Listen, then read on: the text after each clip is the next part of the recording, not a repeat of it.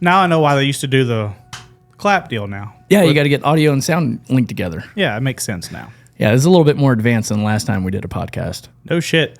We had a cell phone in the middle of a table in your backyard that was unmowed. Unmowed for at least a month in the summer. That stuff was at least 2 foot high. It looked like the jungle out there. And if anybody ever wants to look it up, too bad, can't find it. I made sure it's all deleted. That's the best decision you've ever made. That podcast got one of our team members tore down in Stock Eliminator. Exactly. Not only that, but I also believe that some folks in Pomona, California were informed of it. And I don't know if they were fans or not. They never requested autographs. From my experience, around that time frame with NHRA, I'm going to go ahead and tell you they were not fans. That's unfortunate. Yeah. Because they could have been. Yeah. Which I will say, and there's been so much time since it happened now, I'll take the blame for most of it because I was the one that went on the rant that got us all in trouble. And it's so funny now because now I'm in sort of a position of power within the NHRA. Yeah. I'm not going to say within the NHRA, but within like one of their major tracks. Mm-hmm. And it's like, oh, so now I'm that guy. That now you're the fun police, right? Yeah, I mean, I'm not gonna say I'm fun police. I mean, I feel like I wouldn't say that either, but yeah, I feel like I definitely have a different outlook than probably prior administrations do. But yeah, but now it's one of those deals like I'm in those meetings. I kind of see where they're coming from, but at the same time, I'm like, we can make this better too. Exactly. Well, welcome, man. I'm happy to have you out here today. Thanks for driving all the way from Watauga. Yeah. Yeah, we just had a nice little lunch over there at Finn's on Main Street. And, Ryan, I got to say this, man. When I moved out here a long time ago, right, I didn't know too many folks. Yep. We became buddies, obviously. And if I look back to when I first got here, where you and I are now today, nobody in their right minds would have bet any amount of money that this is the way things were going to go. Not a soul. See, you moved out here. I think 2015. I think that's right. 2015. Let's see. I couldn't hold a job. I had a 6-ish second door car. Mm-hmm. Got rid of the dragster. I just got rid of the dragster. Yep. The guy took it away on an open trailer. Yeah. Which is a fun story. Was kind of caught in the middle of, I was 21 years old, so I'm just now old enough to get in the bars. And I want to have a good time, but I didn't know what I wanted to do with my life. And, really no real direction outside of I knew I wanted to do something in drag racing. Right. And if I would have known where I'd be at now, I'd be like, I don't know if I'd say like there's no way, like I wouldn't believe it, but I'd be like pretty impressed with myself. Not to like, I'm not like a big boastful guy by no means, but from where we started to where we're at now, it's a giant gap where the range of how I've been perceived my whole life has vastly changed. I would agree with that. I mean, I have no problem saying I was pretty much a joke in the DFW area. I was loud. I was boastful. Not really boastful, but I was loud. Talked all the shit for no good reason, just because I felt like someone needed to hear me. And now, I'm on the road 20 plus weeks a year now. Have my own event. Now officially work for the Texas Motorplex again. Congrats again. I appreciate that, man. And it's just like how things have changed in the last 8 years is crazy. And I would have never thought, in that span of time we would have got here. And who knows where it goes from here, Oh, exactly, man. Exactly. So why don't you introduce to the folks listening or watching, what do you do now? When I try to explain it to people, like for instance, JD, who you met there. I told him you were going to be by today, and I was like, yeah, man, Gleghorn, he's one of those guys in bracket racing that just, he does a lot of stuff. He doesn't do a thing, he does a lot of stuff. So you, from what I understand at least, I'm sure you're going to have to fill some gaps in. You run your own practice tree race over at right by Texas Raceway at Nathan Martin's place. Correct. And you are now also the bracket race manager or director at the Texas Motorplex. Correct. And what else, man? I know obviously you're announcing stuff, so people that know you are going to know your voice from announcing events. Yeah. But go ahead, man. Probably what people know me most for is I'm usually the main announcer at most big money bracket races across the country. If you tune into a Motor Mania live feed and it's a race that pays, I'm going to say $20,000-$30,000 or more, it's usually more times than not me on the microphone. Between that, I do have the Cowtown Winter Throwdown with Nathan Martin. I also have the B-Town Winter Throwdown with my buddy Brody Quick. That's right. Out in Bayleton, Alabama. I'm the new bracket racing director at the Texas Motorplex. We're starting back a bracket series. We haven't had one since 2018. Happy it's back. Yeah, me too, man.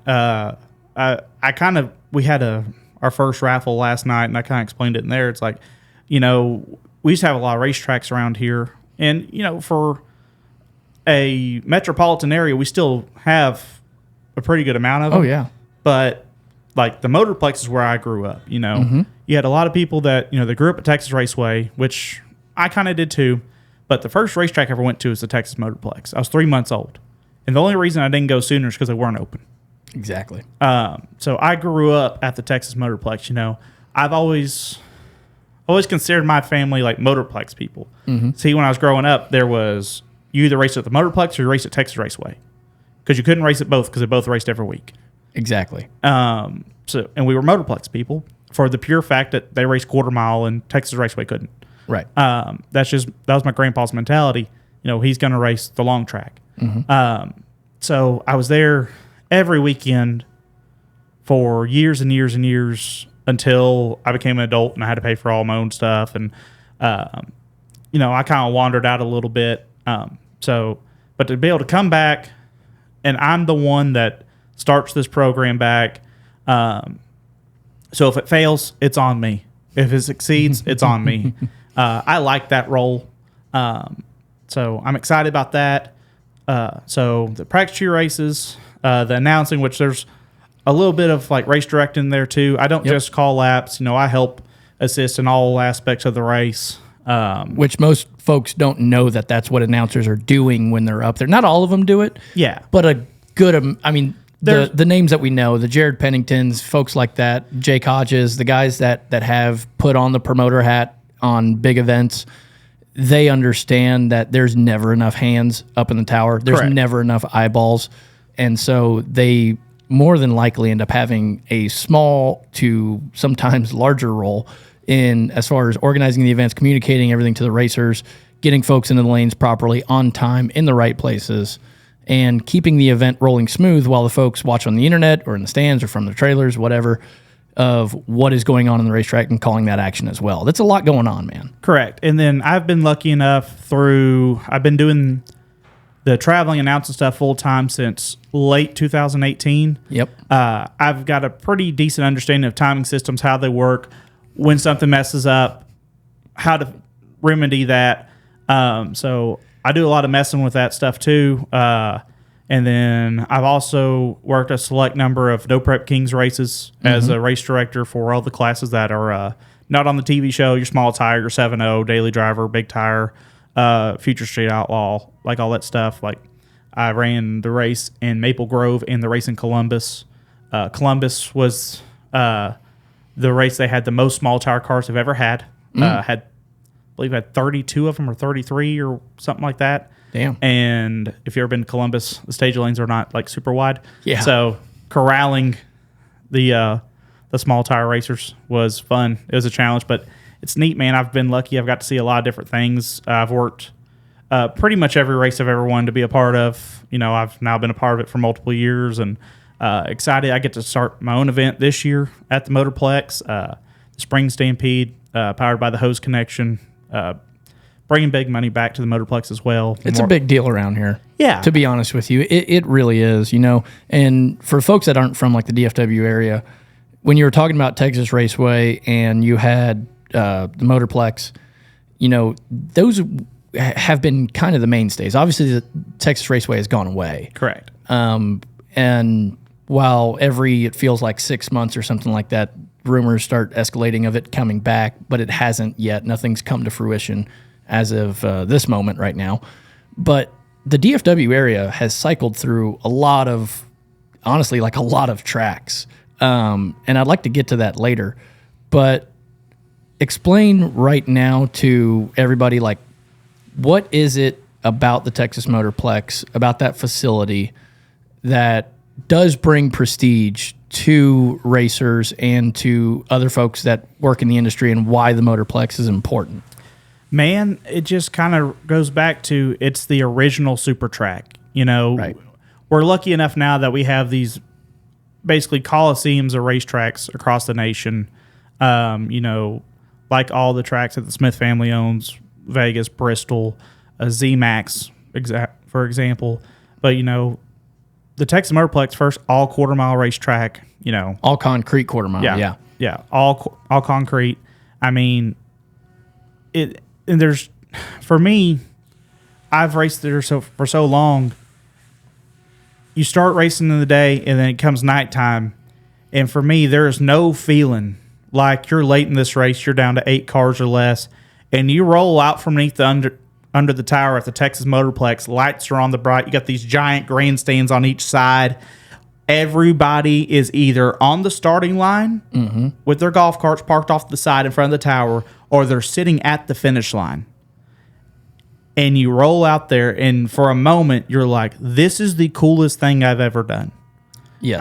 And you could be racing for $500, but it still feels like it's a big deal. You're on this big track. Every inch of it's lit up. Everybody is watching you. And it might be that, Saturday night everywhere else, but it feels special at the Motorplex. Just because of all the different type of racing that's happened there, between national events. We held the bracket finals there forever. Different big money races, all this different stuff that's been at this place. And it's like, now it's my time. Like, I can be a part of all these people. Right. And the Motorplex has gone through a transition where it was a mainstay to have local bracket racing, because if you're new to drag racing, or you're new to the industry as a whole, as either an enthusiast, someone that wants to get into it, someone that has a street car that's hopped up or whatever, on the business aspect of things, local bracket racing is, for 99% of the tracks in this country, what pays their bills, what keeps them afloat. Don't get me wrong, the ones that have nationals do well. And that is really where, once you have a NHRA national event, that's kind of where you make your nut. But the day-to-day operations, the paying the light bill, the paying the guy to work the water box, and the folks at the concession stands, and the folks that take your ticket money and all this other stuff, that event, that weekly or bi-weekly or monthly bracket racing program is what normally pays the events. They changed that business model a little bit, because they honestly do have a nice enough track surface to basically become a super high-end test facility and hold really big testing events, really big heads-up events, things like that. And now they're making an adjustment towards bringing back, reincorporating bracket racing into it, because it was gone for a couple of years. Correct. What's it like when you got that phone call? Because obviously it has an emotional tie to you, and you can hear the passion and how much you really care about this place. So where does that go for you? Like walk me through that, man. So it was kind of weird how things transpired. So myself and Johnny Ezel and his wife Madison were supposed to have a race at another racetrack, and things just weren't going the right way. Weather definitely challenging us, and the facility just, if it rained, you were pretty well stranded. And originally, I wanted the race at the Motorplex, and was pretty much told, we don't really have any dates available. We'll let you know. no one really ever let me know. So we moved to this other facility, and things weren't going the way that I would have liked. And I was like, man, I'm going to make a phone call because I know two people that I've grown up in the business with, kind of. They're there. Mm-hmm. Those being Eric McClellan, we call him Cheeseburger. Yep. And DeMarcus Rogers. Yep. I used to drive for DeMarcus' dad, Jerry Powell. Okay.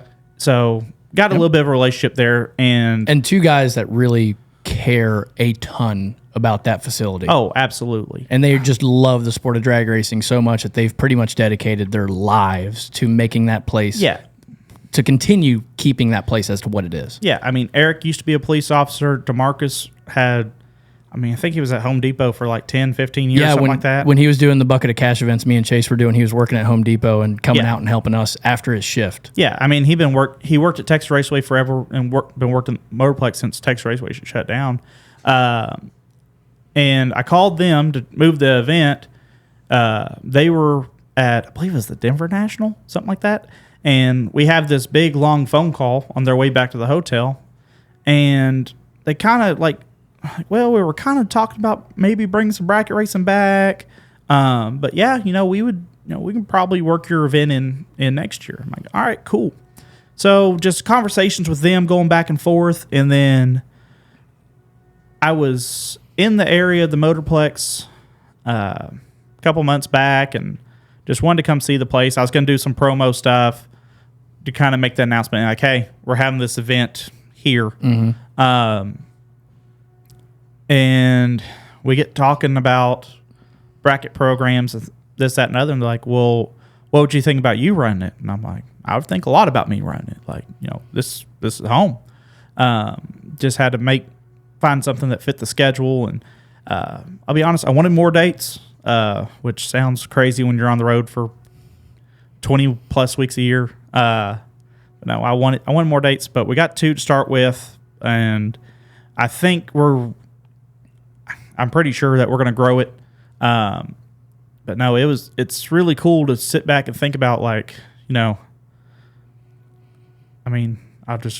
I'm all about honesty. I've been kicked out of this facility. Oh yeah. Like 3 times. Oh yeah. Once for a bracket race, 2 for bracket finals. But, and now I'm the guy running it. It's kind of crazy to think about it that way, but man, it's so cool. And just, I'm so excited to get into it. First points race coming up. And, I brought back the old mascot. We're the Mad Dogs again. Go Dogs. And, I get to go to Western Conference Finals with the juniors. I get to go to the bracket finals. I'm pretty sure we're going to have somebody win bracket finals. Then we get to go to Vegas. I'm going to go to Vegas with my racers. It's just so cool to be a part of all that. And, 12 months ago, I would have never thought there was an option. And now, here we are. Right. I think it's definitely a necessary, it's a need. We have a few facilities in the area. If you want to count Temple, you can. It's not really that far away. Yep. You have Extreme, who they do a great job over there. IHRA track, Yep. And then like that, we had this weird limbo time where if you lived in the DFW area and you wanted to go bracket racing, you pretty much had to be shoehorned into those places, or you had to go to Abilene, or you had to go to Ardmore. Correct. So in a place that's had multiple racetracks around it, how many have we had now, if you think about it? So at one point, my early 20s, late teens, whatever, we had 5 racetracks that you could race at between Texas Raceway, the Texas Motorplex, the old Dallas Raceway, which is now shut down, Red Line, that is now I-30. Right. And North Star, that's now gone. Right, and that was in Denton. Yes. You could go bracket race almost 3 days a week within an hour and 15 minutes of my house. With traffic. Yeah. And now it's definitely cut back now. We got, obviously, Extreme has their once-a-month program, which they do a great job, got big car counts. We're back, but like I said, we have a pretty limited schedule with only 2 weekends.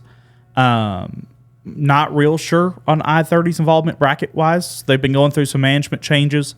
Ardmore still got their twice-a-month schedule. I believe they're first and third weeks. Temple, I feel like they're going to be there forever. They're probably, what are they, 2.5 hours from us? I think that's three, about right. somewhere around there. It can't be 3. It's got to be like No, 2.5. it's like 2.25, 2.5, depending where you are. And then Abilene's shut down right now. Right. So, I mean, if you're in our area, it's not what it used to be, but you still got some good options. Absolutely. You still got good options. I would agree with that wholeheartedly. And that doesn't even include Green Valley, which shut down early 90s, right? Late 80s. Late 80s. Yeah. Okay. My grandpa was the winningest driver in Green Valley race city history. We got that plaque hanging up in the office. That's pretty neat. So what was it like? Obviously, your first time at the racetrack is a lot like my first time at the racetrack. Too young to remember. Yeah. Right. So, but what's your first memory of being at the racetrack, if you can dig that deep? So, obviously, it was at the Motorplex, and so we used to have an old red Chevy pickup that we towed the trailer with the race car in it. And back then, we had a hardtail dragster. All my grandpa's cars were black, and I remember being in the back seat of the pickup, and we would tow him to the lanes. And with the pickup, and we'd tow him all the way to the ready line, and then my grandma would get out, unstrap the car, roll it up, throw the rope and when I say rope, I mean actual rope, in the bed of the pickup, and then we'd drive out to where the return road is. Mm-hmm. Watch him make his run. Go pick him up. Yeah. And I remember doing that, until I started racing. And I started racing in 2002. In juniors? At Texas Raceway in the Motorplex. And I was 8 years old. So, I was probably 3 or 4 when we were doing this, and we did that until I started racing. So, that was every Saturday forever. And that just being involved in it, and there was almost kind of like no real question. Like, this is just what we do as a family. Like, this is our thing. Yeah. You got some families, if they go to church or, the kids play football or whatever, like, no, we go racing on Saturday. And it's every Saturday. Mm-hmm. Don't invite us. If your kid's got a birthday and you're having a party on Saturday, don't call us. Like, we're going to be at the Texas Motorplex. We're going to be racing. We're going to get home at 1 o'clock in the morning. And don't call us on Sunday because we're going to be recovering from being at the Texas Motorplex all day on Saturday.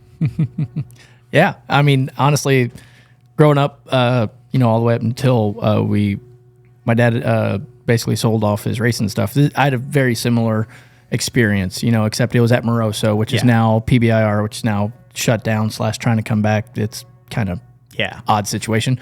But, yeah, and I feel like, we share a lot of common ground in the fact that we grew up in the sport, and we both raced juniors. We never met each other racing juniors or anything like that. But we both deeply care about the sport of bracket racing, and we both are, you now way more than I really ever was, involved in bracket racing. Yeah. And at a much bigger scale. Tell me now, what is the landscape of bracket racing right now? I see massive amounts of money that has never existed in the sport at new facilities, at the same facilities that it's been at, legacy places like Bowling Green. And, now we have huge foot brake races with Jared Pennington and Steve Stites doing their deal at Bristol. And then you have, we've had a couple $1 million races. It's obviously changed facilities a few times since the first one. Yep. But if you had to give a State of the Union address for bracket racing, where are we at right now? On the biggest scale, if you plan, I run into a lot, somehow have become popular with kids, like the junior dragster community. And, they're like, hey, I want to race for a living and this, like that. I'm like, well, I hope you have money because it's insane the amount of money we're racing for. And I have a lot of friends that are in the heads up stuff, and they run True Street or different stuff like that. And I see them like, race till 4:00 in the morning. They've spent $1.6 million on their program. Takes them 37 minutes to make a lap, and they spend all night out there to win $1,500, $2,000, whatever it is. I'm like, that's neat. And like even like the pro mod stuff, like they race for good money, but like this year we have the $1 million race in Vegas. Mm-hmm. We have a $1 million race in Michigan. Mm-hmm. We have the original $1 million that has now moved to St. Louis. Mm-hmm. And now we have $1 million the week before Christmas in Bradenton. Yep. On top of a $500,000 to win race in Montgomery, a slew of $50,000 and $100,000 and $200,000 to win races. I mean, it is insane the amount of money that we get to race for. And it's almost to the point like it's commonplace. It's like, okay, like, yep, we're going to race for how much today? We're racing for $50,000? Okay, cool. That's the warm-up race. Right, that's a Thursday event. Yeah, like that's the race to get ready for the big one. Right. And I sit there and think about like I have friends that don't make $50,000 a year. Right.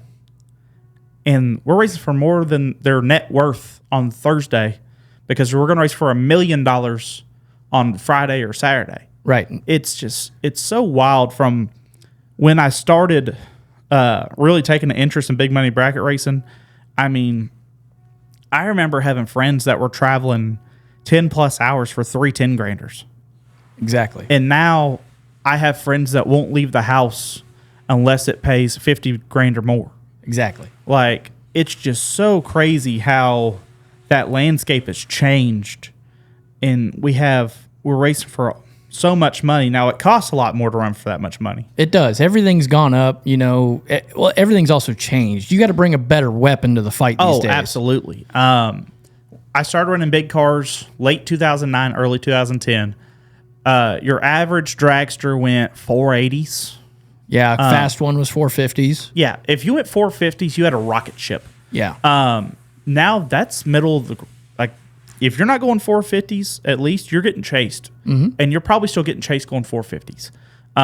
It's just so crazy how much faster the sport's gotten, and how much more money these people are spending, not only in entry fees and buybacks, and obviously we're all paying more in fuel, but just, I mean, people are spending $10,000, $15,000, $20,000 on freshen ups. Oh yeah. I mean, it's so crazy to think about. Used to, I'd go to a race. It's mainly trucks, enclosed trailers, one car, maybe a scooter and a golf cart. Mm-hmm. I mean, I don't go to a race, a big top bulb event now without seeing slews of toter homes and stackers, and they got 2 or 3 cars and backup motors, and it's like, this is insane. Like, when I was a kid, like, I thought, like, wouldn't that be cool? Well, now that's reality. Right, now it's here. Yeah. Like, we're living in it. And my only thing that I can think of is, where does it go from here? Exactly. Does it get faster? Because I see more and more people, the blowers have gotten more popular because it's quote-unquote cheap horsepower. If depending on what you find cheap. Exactly. We've had quite a few people get into the pro charger market. Mm-hmm. Does the average dragster in 5 years go 420s, 430s? Or do we go backwards and get slower? I think it all depends on kind of how things progress from here. The thing that got us to this point to be able to go this fast is having further developed torque converter technology, further developed shock technology, further developed tire technology. The guys putting chassis together for dragsters between, Ezel, American, Race Tech, you name it, whatever it is. These guys aren't stagnant in what they're building. Danny Nelson, all these guys, they don't just build a car or design a car and build it and then it's done and that's what the car is going to be for 20 years. That was the idea in the 90s when they were building them. Like when Ed Quay came out with his car that you could order through Jegs, that was the Bracketeer. That was the mindset. This is a cheap, affordable car that you can literally bolt parts onto from a catalog and go down the racetrack. That's where the kind of the bracket racing dragster came from and was developed from. And nowadays, when I was over at PRI, I was checking out the New American, and that thing is if it works, I don't think they've tested it yet, but all the new things that they're putting onto it are really outside of the box thinking ideas. Yes. And that is what allowed us to progress to get to these speeds. And the reason why these guys are going after these speeds is because there's consistency there. You call more laps than anybody I know from the tower. You see more of everybody's time slips than anything else. And you know better than anybody else that these wind lights come on or they don't come on based on sometimes a tenth of a thou, let alone a thou. Yeah. So it's a big thing, and these guys are chasing these speeds because the faster the car goes, the less time between the stage beam and the finish line for the wind, the weather, the whatever else. As long as the tire sticks, it's going to be more consistent. It's going to have a narrower window of what the elapsed time could be. Correct. And now it's so much easier. Like when I first started running big cars, we were running this massive Hoosier. Pretty much everyone ran a Hoosier. Mm-hmm. It was this massive tire. It moved, it shook, it did all these different things, and your car wouldn't move, and converters weren't that good. As they are now. Right. We probably thought it was, amazing back then, but your stuff would move 300 to 400s, and you're like, yeah, this thing's awesome. Exactly. And you're happy with it. Yeah. And now, the tires are so good. The converters are so good. Ignition systems have come a very long way. Yes, they have. In controlling the power. Correct. And now that has made people go, well, now that I know I can go down the racetrack pretty much every time, why would I not want to go faster? Exactly. The race plays out in front of you, easier to see, until somebody comes along and starts going 390s. Yeah. So I understand the mindset of why everyone's going faster, and and obviously it costs way more money. You look out in the shop here, there's people spending big money. Yes. But at some point, it's got to have like a cap. Like at some point, people are going to go, do I really need to go like 4 flat? Exactly. And at that point, you're pretty much forcing yourself to go to big events. Mm-hmm. You can't really do anything local with a car that goes 185 miles an hour. Due to, the typical racetrack, it's hard to stop something that fast. Right. So I feel like at some point people are going to go, this is enough. But I just don't know what that point's going to be. I feel like we got to be close to people making that decision falling on one side or the other. But I also think as long as these promoters keep paying this much money, the racers are going to spend however much it takes to make them more competitive, what they feel is more competitive. And that's some of the conversation I was having the last time I sat down and was doing a show here was with Callie Nate, and we were talking about how the small tire heads up scene and the no prep scene has really blossomed, and the main driver of that has been money. Yes, and it's a new thing to most of the market. It's been around obviously forever, but it's a new it's a new toolbox for a track owner to have an event that's a small tire event, whether it be back of the track, front of the track, no prepped, whatever, to basically bring cars in, bring fans in. And the reason why these cars keep getting faster and faster and faster is because promoters are putting up more and more and more money. So you get a better return on your investment when you succeed. The same thing has happened in bracket racing, just over a much longer time period. When did George Howard start the million? Was it 1998? Okay, and the B&M series was started when? It was just before that. I think you're right. 97, 96, 95. Yeah, because the million was part of the B&M deal. Right, and so that's what kind of began the floor of it. That with the Palm Beach 5-Day and the Winter Series that was happening, all these independent promoters, and it's still true today, started building this thing up and have created a impromptu national series that really doesn't have a point structure and doesn't have a payout, obviously, and is really not recognized by anybody.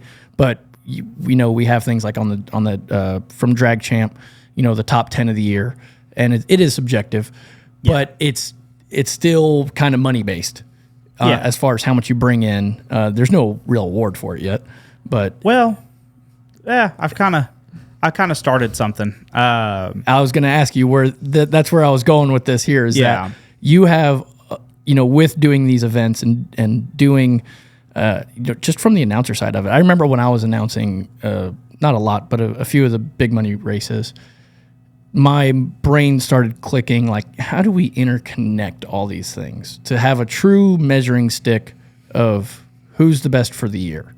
And is there a way to reward that racer or those racers for putting in that effort and accomplishing these things? Because, I feel like, let me take a step back here. To the average person, they have no idea what it's like to go to a 50 grander. And folks, when we're talking about 50 granders, we're talking about $50,000 to win, okay? Under that is normally somewhere around 20, 10, or 15 grand to runner up. And then below that, it just keeps rolling down. I mean, our total payout at at a 50 grander could be near 100, 110 grand. Yeah, I mean, I'll put it to you this way. For those of you that have never been to a big money bracket race, typically, if you win third round, you're getting paid. Yeah, you're getting paid something. For my race in May, it's a $5,000 on Friday, a $20,000 to win race on Saturday and Sunday, and then I have a $10,000 to win quarter mile shootout plus junior dragsters for 2 days. Mm-hmm. I'm over $100,000 in payout. Right. And that's insane to think about. That. And I think it's going to play well in this market, by the way, as well. Yeah, I mean, I hope so. But it's crazy to think about, like, that much money's going out. Well, there's that much money coming in, too. Mm-hmm. So, and you look out in the parking lot and you're like, you don't think about it that way. But, I mean, there's so much money changing hands at these events from both sides. From the racer, I mean, I go to the Original Million every year. I've worked every one of them since 2018. Mm-hmm. I mean, the average tab's a couple $1,000, $4,000 or $5,000, and I mean, you see some guys. That's just bringing two cars. Some of these guys are have another driver with them, or two drivers with them, or hell, I've been there. I've worked for guys that brought 3 drivers with them. Oh, I mean, you get some of these guys that are like putting people in like the day of, and they got $20,000, $30,000, $40,000 tabs, and it's like, but like, where does that come from? Like, what are you doing? Because I also would like to figure out how to do that. Right. But it's just insane the amount of money that's changing hands and what's supposed to be a sportsman level. Right. And it pays more money than what the quote unquote professionals will ever sniff. Yeah. I mean, just to relate it to something, Top Fuel World Championship pays $500,000 to win. I think Pro Stock pays what? Like $250? Something like that. Yeah. And you're talking about spending, if you want to go, if let's say you want to go drive a Pro Stock car, you can call up a couple different teams, lease a car from them. You're going to pay $700,000 to $1 million, somewhere between $700,000 to $1 million to lease a car for the year, where you just cold trickle the deal. You fly in, you got your stuff, your helmet, your bag, and your gear, and whatever you're going to wear between rounds and at the hotel, and you just get in the car and go. So like that's it, and then you go race for the championship is either 200, 250, somewhere in there, and I think each event pays like 30 or 20 or something. Yeah. And like, yeah, okay, that's cool, but you're never going to make the return on that investment. It is a strict hobby. Yes. Whereas over here, you could literally invest. Honestly, you could have today go buy 2 dragsters, identical motors with all identical stuff in it. You're going to have, with a used toter and stacker, not buying show hauler stuff, you can have $750,000 in stuff. I don't think it'd be that hard to rack that up. No. And then you can go win it back tomorrow. Oh, you can. If you had a really good year, you could win it back in 3 weeks. Yeah. If you won the major player races. Exactly. And and didn't split. But it's insane, like the differences between the different aspects of the sport. Like what it costs to run. It costs $10,000 to $20,000 to make a lap in the top fuel car. Exactly. Well, me and Ezel added up. It costs $45 to make a lap in his 440 dragster. That's a massive difference. My pump gas crate motor Camaro, it's $2 a lap. Right. Yeah. And I can race for the same amount of money that he's racing for. Yeah. That the guy going 410 or 389 like Laris when we were at Montgomery. Yep. You know, flying down there, racing for the same amount of money, technically on a equal playing field, whether you want to believe that or not. That's subjective, I guess. Yeah. But they're on the same surface, competing at the same time against each other, 1v1. And that's honestly the thing that drew me to bracket racing. You know, I grew up going to the 5-day. That was our Super Bowl. Yeah. I still honestly yearn for those days. And before you got here, I was looking at some pictures from the 5-day, stuff that my dad had pulled up, and some stuff that was like in Hot Rod Magazine and Super Chevy Magazine. And it was really funny because you look in the staging lanes, right? There's this iconic photo from the catwalk going over the staging lanes at Moroso, where basically the long straightaway is at PBIR now. And it's filled with like first gen Camaros, and there's a couple Altereds, and there's like 134, you know, super gas roadster there. And there's like, you know, Scotty Richardson's got his dragster in this, you know, lane, because it was like 4, 5, 6 lanes wide. And you see this sea of like maybe 110 cars. That's not even the main area for the freaking station lanes. There's a whole nother section over there that's like 10 lanes wide. Yeah. Actually, I think it's 12. And it's filled to the brim, backed up all the way around through that ditch to the end of the grandstands. And this one's backed up all the way to the last freaking turn on the road course. You know, they're bringing 600 cars there. You know, one year my dad had to park on Beeline Highway at the 5-day. And so what's really funny is a lot of people said, you know, 10 plus years ago, oh, bracket racing's dying. Bracket racing's going away. Bracket racing is, you know, not where the future of drag racing in general is at. And we could, you know, people can argue that till the cows come home. But the fact is, we have gotten back close to those same car counts that those prestigious events have held. And we are now racing for an absolute amplified amount of money versus what they were then. Correct. I mean, we had 600 plus cars in the small races at the Million this year. I've been to the Halloween Classic at Norwalk where they have over 1,000 actual race cars on the property. Not entries. No, you have cars. If you want to run multiple classes, you have to bring multiple cars. Right. And the year I went, they had over 1,000 race cars on the property. Which is just asinine. Yeah. The 525 that I worked in 2019, we had 700 plus entries.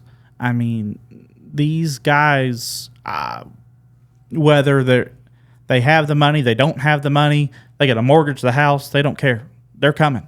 If you put out that much money and you put it at a somewhat decent facility, they're showing up. Exactly.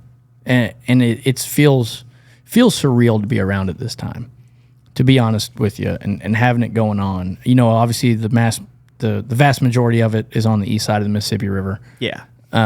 We still get our fair share, what I would call. You know, I think we're just kind of over here on this side. You know, we're just stuck about 10 years ago. And I understand it's because people live in farther distances away, and it's harder to get a lot of people concentrated in one area. And there's other things that take up people's time, and you know, in this area especially. But there's never been anything like this happening right now, and it's all independent promoters that are doing this. Now, yeah, sure, one promoter may put on 5, 6 events at different racetracks, but it's not a sanctioning body that is pushing this forward. It is racers that have decided to step up and put on these events because they know that that's what other racers want to do. And at this point in time, I have a hard time not saying that they've earned it, because a lot of these guys that are participating in these events today were the ones that were around, when the Million only had 220 cars for the 20s during the recession and stuff like that. And they were there supporting that. And now today they are harvesting the seeds that they sowed then. And kudos to each and every one of those guys, because honestly, a lot of them haven't won and haven't gotten the financial reward from it, but they were the ones that are responsible for the future growth. Because there was a time when it was a little touch and go as far as if we were going to continue having big money events, because it was touch and go on if it was profitable, and people just aren't really in the business of losing money. Yeah, I mean, you got to think during the recession, no one had a whole lot of money to spend, but the ones that did came out. They supported these events to show that, like, hey, when we get through this, it's going to be profitable. Like, it's going to be worth it. Just hang in there with us, and kind of touch on what you said earlier. Like, I'm going to go ahead and say, if it's not 100%, it's 99% that these races are being put on by racers. Exactly. Like, I'll give you an example. I worked this past weekend in Louisiana. Johnny Ezel put that race on. Johnny Ezel is one of the best bracket racers in the country. Without doubt. I'm going to go to Tucson in a couple of weeks. Chris Forsyth puts on that race. Chris Forsyth is a bracket racer. Good one, on the West too. Coast. I go to the World Foot Brake Challenge. Jared Pennington, Steve Stites, two of the best foot brake racers we've ever seen. The Million, Randy Folk's been racing since forever. Yeah. And now he has another great racer in his family with Dave Conley, his son, and then obviously Randy's got his son, Jason, who also races. And his nephews as well. Nick and Brian are so impressive. I got a gig with Loose Rocker Promotions this year. Michael Beard. Anthony Walton. Anthony Walton, sorry. Yep. Yeah. The Walton family's been racing forever. Jake Hodge, Final Call Promotions. Yep. Been racing forever. Yep. At a variety of different cars. It's just every single event is from a racer. So sometimes whenever you're operating with a sanctioned body, they don't always see it from the racer side. These guys do. They get it, because they've been in the staging lanes with us, complaining about the same things we've always complained about. And now they've had the chance, like, well, why don't we do this differently? And it's a really fun time to be racing for sure. Absolutely, man. I honestly couldn't be happier than I am now seeing what this thing is today. I remember being 13, 14 years old, living in South Florida, and consistently, or honestly religiously, reading things like On the Road when Luke was posting that blog. Yep. And that, I think, I don't know if he knows this or not. I think I've tried to explain it to him, but I'm not always the best with words. That what he did with that blog honestly inspired a lot of people like you, like me, like Jake, like the millennial generation. Yep. To go after bracket racing, because he was the guy that kind of proved you didn't need to have rich parents to take your hobby and turn it into your profession. Yeah. And then he also showed with his marketing ability that you could be involved in this industry without really being in the car. You can do a lot of other things. Yeah. You can work with all these other brands. And, now if there's a bracket racing Hall of Fame ever, the man deserves his own room, but he was really a big driving force to the interface of what the future of the sport was going to be. Yep. And I don't know if he saw it that way. I don't know if he expected anything. If at the very minimum, I believe he was trying to do his marketing partners a good deed by creating, he's the first drag racing content creator. Yeah. Putting those things out and telling his story about his racing, honestly, adventures, and did a great job writing them. Now I look I look forward to today, and I see guys that have, like YouTube channels talking about their racing experiences on either a monthly or biweekly basis or whatever it is. And honestly, I hope there's more. I hope that there's hundreds of them, because hundreds of them do exist. Yep. And like what we were talking about earlier with how much money's involved in it, you can today, if you have the ability, find a way to get into a seat and make a living driving a race car and a rig up and down the road. Yep. We know those guys pretty well. The first couple that come to mind today are the Williams brothers, because I spent a lot of time with them. And like, you talk about someone that's not very loud on social media or anything like that, but is a very big figure in this industry. I think of Troy. I still think Gary's a little bit better racer, but don't tell Troy I said that. He'll tell you that. I know it. And these guys, they've gone through the care of also seeing the future. Look at Donovan. Look how good Donovan is. Gary's son.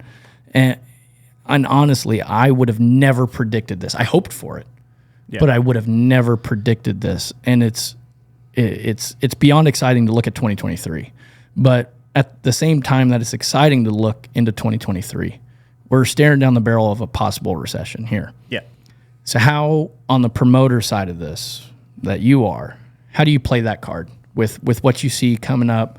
You understand the struggles of what these guys are going to face. We've kind of seen this before, but the racers, the industry, were not in this strong of a position when the last recession happened. So walk me through what you see happening. So for probably the last 2 to 3 years, it's been an internal discussion just between, people in the industry. Like, it's when we let these racers run tabs, they usually, most of this stuff is getting put on credit cards of some sort.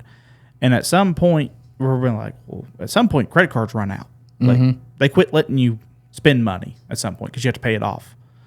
Where does that stop? And the best I can tell is the difference between the last recession and now is most of these people that are racing are business owners. They don't work for nobody, so it's not like they have vacation time, and they kind of dictate what they get to do.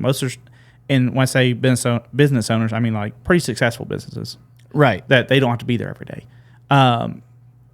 So unless business just stops, I mean, they're going to keep coming. I think it will definitely affect maybe your local programs more, just for the pure fact of those are more or less your guys that they work the 9 to 5. They have to schedule for this, that, and the other. You may not get as many local guys come to the bigger races, and then as for your point series, instead of racing 2 to 3 times a month, maybe they can only afford to go once or maybe twice. So I can see that slowing down a little bit, but for all intents and purposes, for the big money side of it, I figured this last year was going to be the one that broke everybody when we had diesel for $5, $6, $7 a gallon, and the car counts kept going up. It was insane. The foot brake side of it is kind of closer to your everyday guy, or maybe the guy that owns like a plumbing company or something like that. Yeah. And we saw those car counts struggle. I worked a race in Kentucky this last year. We had less than 100 entries. That's scary when that happens. Yeah. But I turn around to go World Foot Brake Challenge 2 weeks later, and we have over 500. It's like those people are going to save up to go to what they like really want to go to. Mm-hmm. And like, okay, we can't miss this. We can miss these smaller ones, but we're not going to miss the 250 at Bristol. Yeah, no, we're not going to miss 4th of July weekend because we've been going for 15 years, and that's what we do. And we're going for the 16th, damn it. Yeah. So they'll miss, they'll miss a points race. They'll miss maybe some smaller big money races so they can go to that. But I feel like your marquee events, your Million, your World Foot Brake Challenge, things of that nature, they're still going to go to. Unfortunately for me, this is the first year of my event, so not really established yet. So it's a little bit, I'm not going to say frightening, but, definitely some concerns if it isn't taken in the way I expect it to, which hopefully it does, that people may go, oh, well, we can miss that one because we go another one. Well, there's not really a whole lot of big stuff in this around area. here. Yeah. Yeah. It's a different market. Yeah. You know, kind of what I was alluding to earlier. You know, in this, in not just the DFW area, but like the Oklahoma City area, all these other things, as you know, someone who's put on some events here as well, obviously with your help, in this area, I noticed that, like, for instance, if I went to the hill outside Nashville, right? Yeah.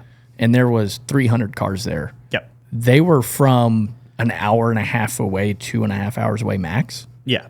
Here, if there's 500 cars in an event, there's some of them coming from Idaho. Yeah. Like, because the distances are so much greater, the population density is so much lower. Yes, we have the facilities for it, but it's kind of having the racers for it. And so bringing them to the big events is sometimes a little bit harder, especially if there's a divisional on top of it, because a lot of people out here run divisionals, and they can cross over their car between Super Comp, Super Gas, Super Street into bracket racing. And that has to be taken into account when you're setting a date for your event. What is it like? Is it still that way? Is the Texas market growing? Is it pulling more of the Arkansas, Louisiana guys as well? What do you see? Yeah. The main example I'll use is Extreme's local program. Mm-hmm. I mean, they're getting well over 100 entries. It seems like a super pro. They are. Every race. Mm-hmm. They race once a month. Mm-hmm. But it seems like they pull people from all over. For my race in May, I have a quarter-mile shootout, which is already like, it was kind of scary, like posting that, but I felt like, if I have a quarter-mile facility, I need to use all of it for at least one event. I have 140 names signed up, and they're from a variety of states. How many East Coasters did you bring in for that one? I got a couple. Yeah. I mean, who knows if they show up or not, because some people just sign up. But, of course. I mean, Jeff Serra's coming. Hunter Patton's coming back. Corey Galletti signed up. But then I got a lot of people from the West that signed up, because for them, racetracks are so far away for West Coast people. Now, I did have a little bit of banter with them. I called out the whole West Coast as well. But in that, I kind of learned a lot from there. It's like, some of these people are like, yeah, my closest racetrack is 6 hours away. Yep. And I was like, well, I can almost drive to Memphis in 6 hours. Damn near it. Which is 2 states over. Right. And it's crazy to think about how far these people are driving to go race. And that's why the NHRA model is so popular for them, is because, like, yeah, we already have to drive. I might as well go to Vegas twice, and I'll go to Tucson, and I'll go here, and I'll go there, and map out 5 or 6 weekends, and that's going to be my racing, because they don't really have, most of these tracks don't have a really good weekly program. Right. So they're used to driving. So when they see big stuff, like you have the Million of Vegas, like their main one, or these West Coast Bracket Race Series races that Forsyth puts on at Tucson and at Bakersfield, it's like that attracts quite a few people from from the East Coast. They would never drive that far. No. For a 10-20-10. No. But on the West Coast, they're driving from 1,000 miles away. Oh, yeah. Easy. Yeah. Without even thinking about it. You got guys from Montana coming down to, like you said, Bakersfield. Yeah. And you get guys that are, what's really fun is the fact that, when Peter and Kyle hatched the idea of doing the Million in Vegas, I remember going to the first one. Yep. And I remember I didn't say a damn thing, but in the back of my head, I'm like, there's going to be 200 cars here. I'm like, they're just, nobody's ever done this. This is freaking crazy. What the hell are they thinking? Yep. They're about to lose their ass. And I get on the plane, I fly out there, and lo and behold, there's 380 cars. Yeah. And then next year, there's 500. And I'm like, boy, I've never been happier to be wrong. Yeah. So that's... But it just blows my mind that, countrywide, Yep. even though, these folks a lot of these folks are not going to go to Montgomery, but you bring it, 20 hours, 30 hours away might be a little too far. You get it under 15 or you get it under 17, they are there, and they are there every single freaking year. Yeah. I mean, I've gone to the Vegas Million since the third one. Okay. Haven't missed it. Yep. I kind of use that as like my vacation, mainly because we're in Vegas. Yeah. But no, it's so crazy to see the dynamic because you have all these West Coast people come and they get to race on a stage like this 2 to 3 times a year. But you also still get the East Coast people. Because it's money. Yeah, because of the money and the prestige and all that they'll drive across the country. I mean, last year there was a $100,000 race in Montgomery the weekend before. Mm-hmm. They raced in Montgomery, and as soon as they lost, they loaded their stuff up and started driving to Las Vegas so they could make it there in time for when the race started. And they start racing on Tuesday.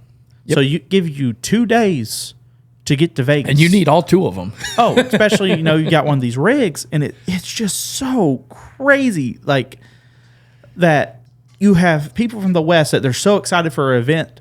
Like, this is, like, their one, like, really big race a year. And then you have these people from the East that are like, well, this is halfway what we do to make money, so I have to drive all the way over here. Like, the script gets flipped. Oh, yeah. Because every time we see West Coast people, like, you get maybe like 1 or 2 of them, or you go to the Million, you go to a big event. There's going to be a couple there. They'll hit a couple races and hit the Million, and they'll go home. And like, there's quite a few people from Texas East that go. And just a slight note: no one from the West has ever won the Vegas Million, and only one person west of Texas has ever made the final. So I'm not going to say there's like a competition difference, but we're better than you. Throwing that shade on the flat billers, huh? Yeah, I do have a West Coast bonus at my race. So I know it, and I love it. Yeah, if you win my 20 grand, I'm gonna give you $2,000 cash because I don't think you can freaking do it. So, but that's neither here nor there.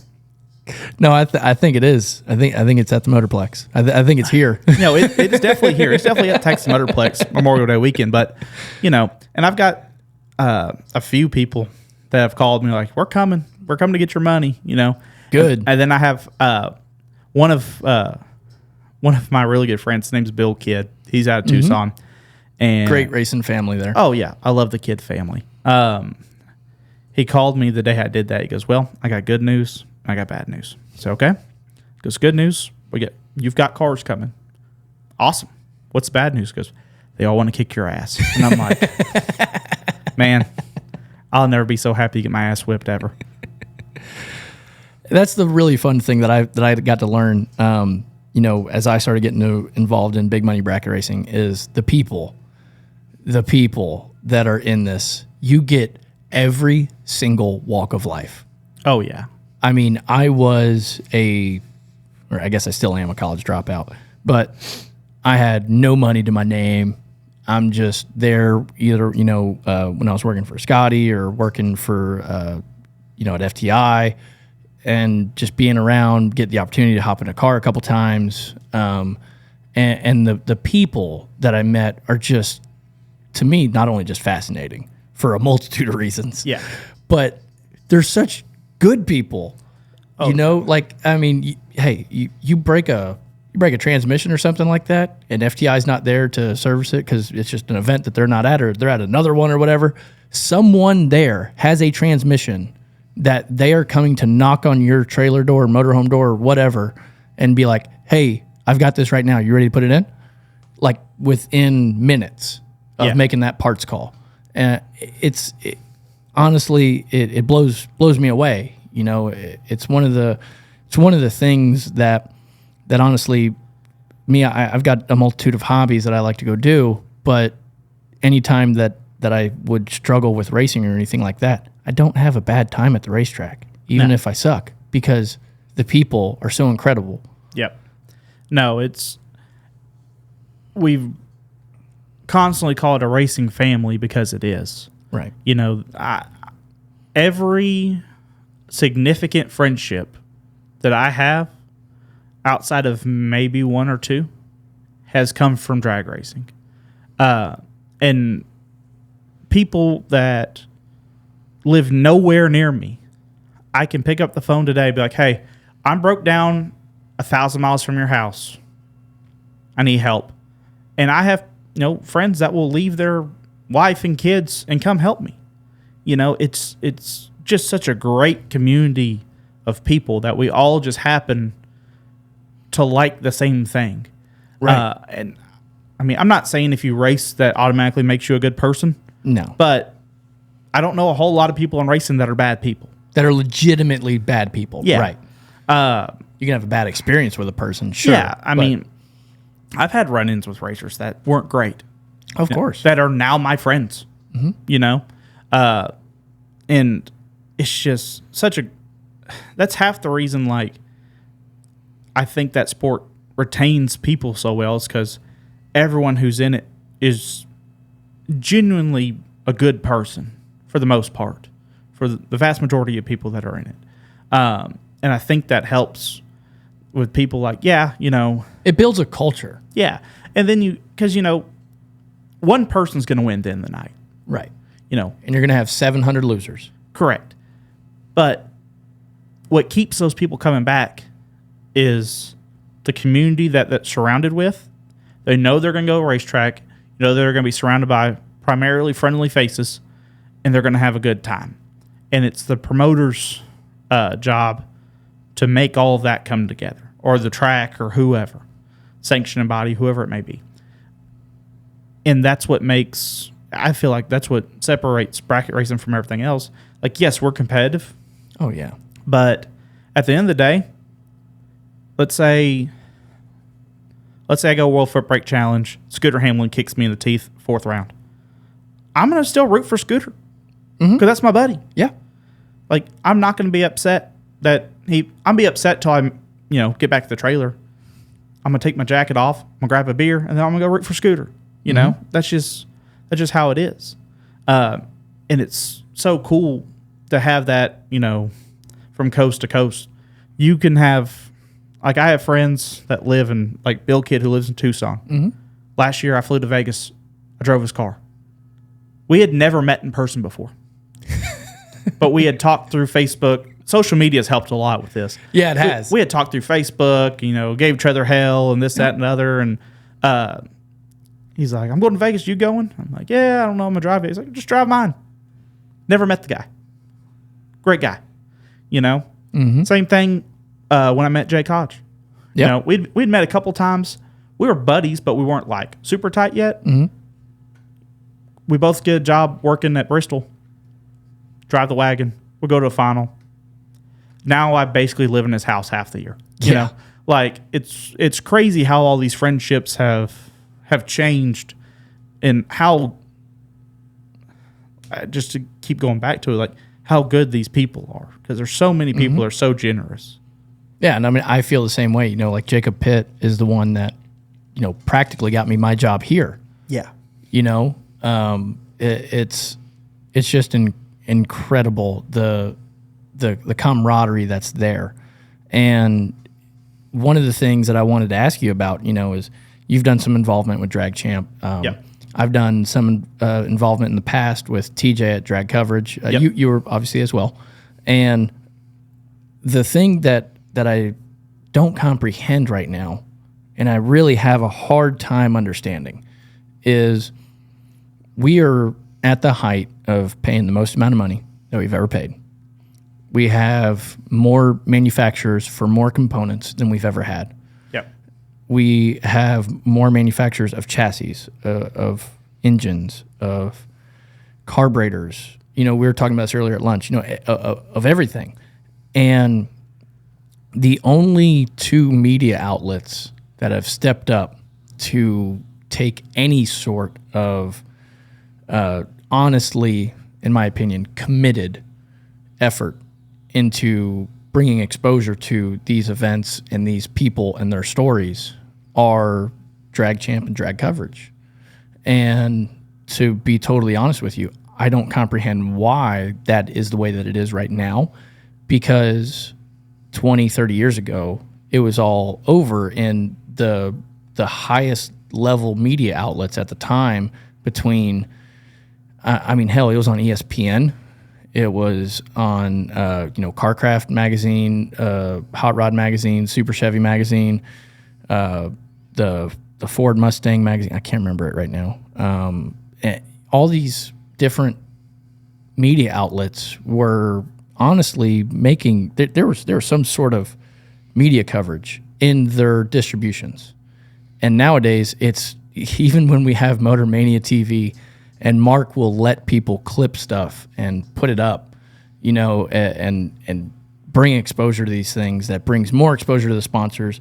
That brings more money back into the event. That puts more eyeballs on it. You know what I mean? It's a self-feeding situation. It hasn't the legacy media outlets in drag racing haven't picked the ball back up and carried it, and I don't get why. I think a little bit of it is like, so growing up, National Dragster was like my Bible, right? Oh yeah, as I think it was for a lot of people. Absolutely. We had a little basket in the bathroom, and I was probably in the bathroom too long because I was reading National Dragster, right? Like, you're going through the divisionals trying to see, is Langdon still in the lead for super comp points? Yeah. I'd read articles. I'd go through every result. I'd look at car of the week or month or whatever it was. And, I'd go through all this different stuff. And it seems like those older legacy magazines and media outlets are, I'm not going to say they're dying, but they're not as prominent as they once were. And there really hasn't been much to take their place. It's a vacuum. Yeah. I mean, like, we have a couple of different media outlets. Like, you spoke of Drag Champ, and Gary Don and his team has done a great job. Me and Jake do a podcast with him on the subscribe model he has with Drag Champ Pro. TJ does a great job from all aspects. He covers everything. Yeah. I was lucky enough, I wrote an article for him last year. But that, like you said, that's kind of it outside of people kind of promoting themselves. Right. And Wes and Drag Illustrated and stuff, they show up to the Vegas Million and they come to a couple events or they'll send a photographer that will also write a thing. So the most, I'll just be honest with it, the most I see out of Drag Illustrated is Van Abernathy. Mm-hmm. I see his van at different events. He was just awesome. He was just in Louisiana this past weekend. But, I mean, I guess the best answer I get is there's this stigma around bracket racing that it's repetitive. You're kind of watching the same thing over and over again, and there's a lot of us. It's not like, you go to a pro mod race. There's usually, for a big crowd, 30, 40 cars, mm-hmm. and they're going to haul ass. They're going to do something, might move around a little bit, drive a little bit.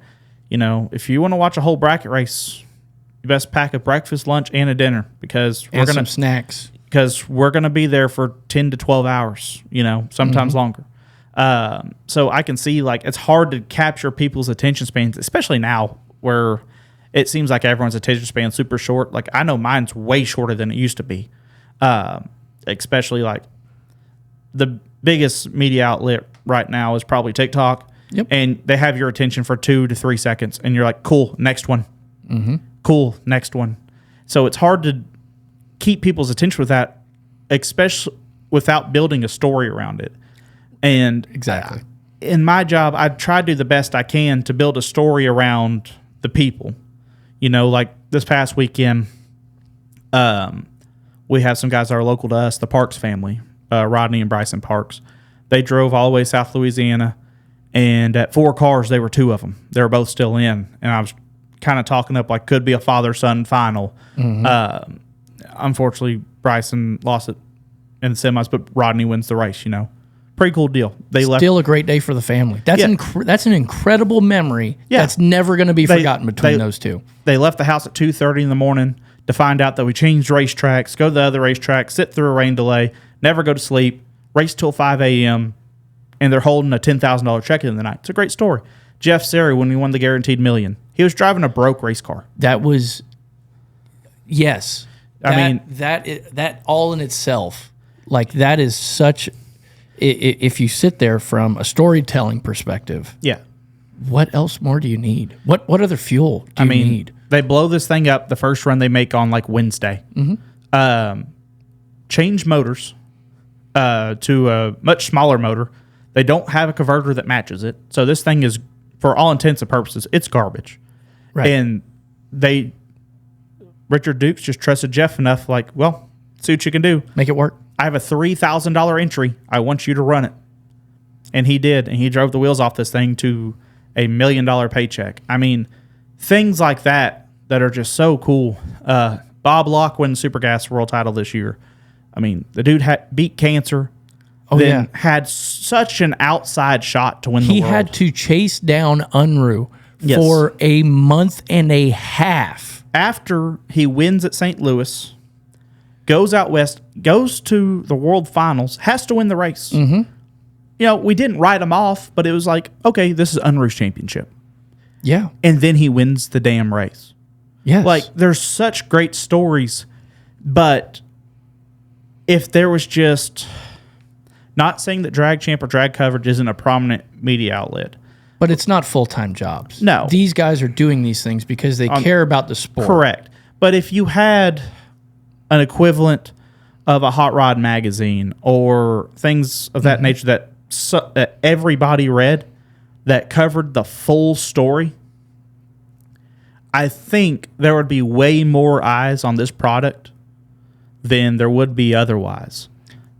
And I think, to me, like, the biggest appeal to it, to drag racing in general, to be totally honest with you, is that you can bring your...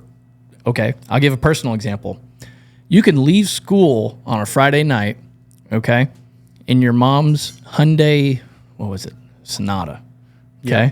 You can take your mom's 08 Hyundai Sonata, drive 45 minutes to the racetrack, buy an entry for no box, and about 4 or 5 hours later, you're sitting there around 6 cars, and you're going to get paid in a Sonata on the long track. Yeah. I've done it. I've beaten guys in tube chassis Berettas. You know, the ease of entry is there. You're $60 away. You're $75 away. 80, whatever the hell your local bracket race entry is.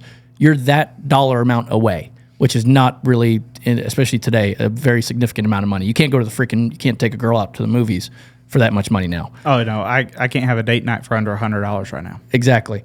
And so the gain of entry to get there is super available. It's accessible. It's right there. And no matter where you live in the country, well, take that back. If you're east of the Mississippi River, there's probably a racetrack near you within an hour and a half. More than likely, unless you live way up in Maine. And even then, I think there's still one not that far away. But it's extremely easy. And then you get to this next level, right? You progress from the streetcar or sportsman rank. You know, I should have been racing sportsman. They didn't offer that program then.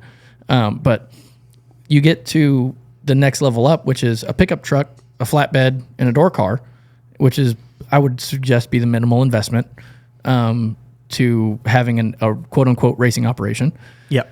And you can be as little as $25,000 into this deal by surfing around on Racing Junk and picking up the right Suburban or pickup on Facebook Marketplace. Buddy, I'm less. Oh, I know you are. I know you're way less. I have my Camaro, bought a flatbed trailer, and then I've got my Suburban that, given, it's got a lot of miles on her. Oh, yeah. But I think in my operation, I'm in it under $15,000. Right. Okay. Perfect example. You're in it for under $15,000. And if you get, your standard 2 weeks of PTO at your job, which I know you don't really necessarily have that. Yeah, no. But if you work a normal job, let's say you had pick a job, and you work in IT, and you have your 2 weeks off PTO, you can spread that out over, 4 different racing dates. You don't got to run the warm-up race on Thursday and stuff. And you can save up a little bit of money if you truly care about your racing operation. And then you can go and if you enjoy it, or if you make more money, or if the racing operation starts to pay for itself because you've learned how to race and your skill has progressed along with your racing operation and getting a little bit better equipment, making some adjustments here and there, It's not that hard to make a 670 car dead nuts consistent. And that's the biggest key to being successful, is getting a consistent race car. Now, whether you use it that way all the time is up to you, but it's right there. And guess what? That person that does that buys tires, buys fuel, buys oil, is eventually going to want to upgrade suspension parts, eventually going to want to upgrade ignition parts, engine parts, transmission, all these things that guess what those people are. How do they hear about them? Well, they come from media outlets, and those media outlets end up getting deals with, converter companies, carburetor companies, blah, blah, blah, blah, blah. And the same thing at those events. You see those things enough times, you're in. And they're like, okay, well, I'm going to do this. I'm going to buy these, freaking plugs. I'm going to run this radiator. I'm going to run these shocks or this brand tire, whatever it is. It's business 101, and it's all right there. But for whatever reason, it's like kind of shunned upon in the industry, which I don't truly comprehend. There's today's, kind of thing is the drag and drive events, which I think is cool as hell. Yeah. Don't get me wrong. It is an awesome idea. It is an awesome event. It is an awesome time. There's a lot of that same culture of helping, racers helping racers, whether they're broke down on the side of the road or they hurt something at the racetrack. It's the same core parts to the culture are there, and I hope that thing grows. But at the same time, how much were y'all paying down there this past weekend? It was 3 10-granders in the top bowl class. It was 3 5-granders on the bottom bowl class. I guarantee you, whatever sick week is doesn't pay that. Absolutely not. And don't get me wrong; those guys probably spend, per racer, they probably spend more money. Oh, and absolutely they do. And are they doing something that is mechanically? You could say it's more mechanically impressive to turn a drag car into an endurance car. Sure, absolutely. But in my opinion, this is where Wes at Drag Illustrated has things right. He never puts a race car on the front cover of a magazine. It's always a person, because the story is never about a mechanical, inanimate object. The story is about a human. And so we have more humans. We definitely have way more interesting humans, if you ask me. Yeah. I definitely don't know them all, but I've met enough to make my opinion. And I just don't see why those things haven't progressed in that area. Before I worked here, I had an idea for a college game day set at big money events, and it was going to cost a pretty penny. Yeah. But to be totally honest with you, with the right companies being involved in it, it would have been honestly very easy to get a return on the investment. Yeah. I was probably not very good at presenting it that way at that time, but that to me, that was why would there not be eyeballs there, let alone the people that would be there at that event? Yeah, like a pre-game show or pre-race show or post-race something that's delayed or whatever. Yeah.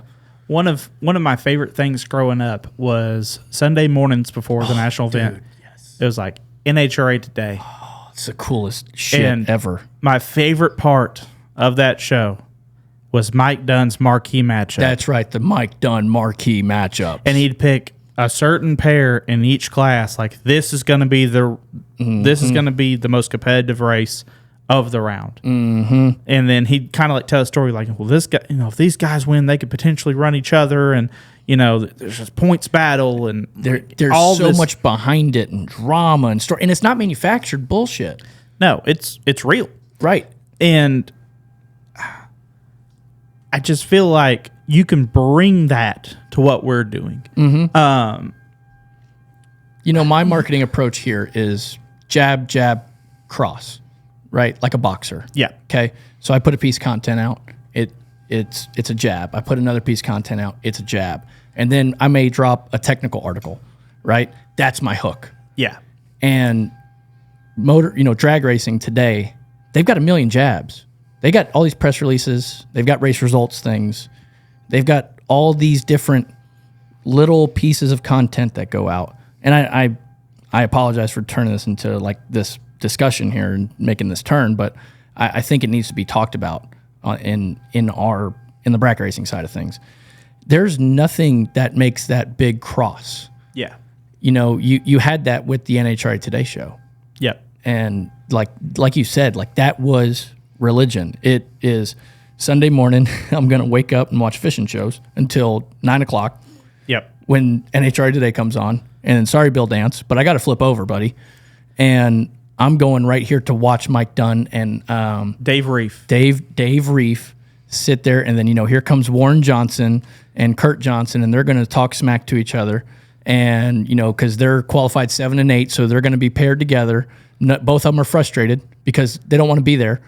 Yeah, they spent 47 hours this week in the dyno room trying to be faster than Greg Anderson. They can't. Right. They're now finding themselves 8 and 9. They got to run each other. Yep. It's the same money. Yep. You know, it's exact, and that exists. You know, obviously we have random pairing and things like that, but you know, in bracket racing, the cream rises to the top. You have your outsiders, right? Yep. But how many times, especially today, are guys running each other at 12 cars, at 8 cars, or whatever, you know, late in races? I know this is where I'd like to go with this, you know, is that you have the stats. You kind of know. I don't think you've, from what you've explained to me so far, I don't know if you've broken down how many times guys have raced each other yet and things like that, but I bet those things start going over and over and over again, and you start seeing these names again and again and again. And so tell me a little bit more about exactly what you're picking up, and as far as, or sorry, what you're putting together with this data that you've been able to acquire. so.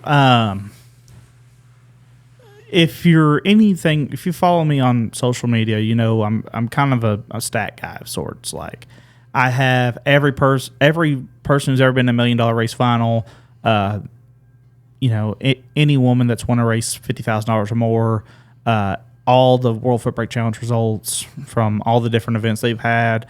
Anything that's pretty significant in our sport, more than likely I have the data for.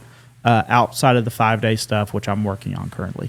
But kind of what we talked about earlier was, you know, you have all these races and all these people are winning all this stuff, but you can't just say, there's no like proven way to say, well, this guy had the best year. Like, this is like, there's no champion. Right. So years and years ago, Luke Bogacki had a deal called the BTE Power Rankings. Yes.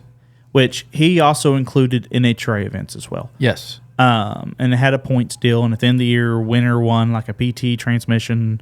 You know, I think it gave something to the top 3 or whatever. And it was free. Like, you made a final, you got points. What me and my buddy Brody Quick have done is last year we put together something similar.